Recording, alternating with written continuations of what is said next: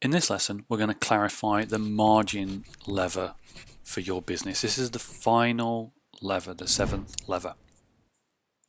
And like the other levers, it's important to understand we're not trying to calculate your margins at this point. We're just trying to clarify what this lever represents in your business.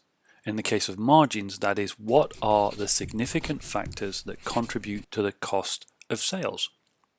We need to know these so that when we come to calculate, we make sure we calculate all of the costs so that we can subtract that from the revenue to end up with our final profit figure. Now, you may already have a clear idea about what these factors are, but if you don't, some guidelines that we can give you are to start by defining your business in terms of functional units. So break up the business into the different areas and then look at the costs associated.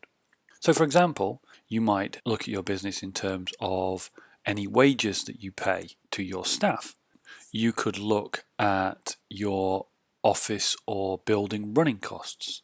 You could look at any equipment that you have or software or services online that you pay for. You could look at the costs of marketing. You could also look at the cost of any goods that you buy in order to sell on, or any raw materials that you buy in to provide your service or to create your product.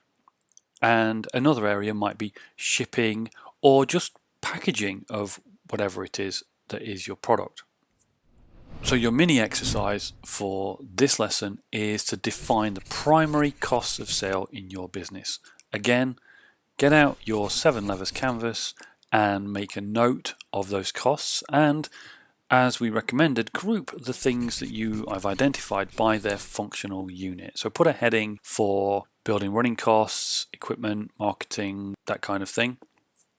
And then if you need any more granular breakdowns, you can write down underneath those headings, or you could just bunch your costs together under those headings and just say my costs come from staff wages, building running costs, and so on.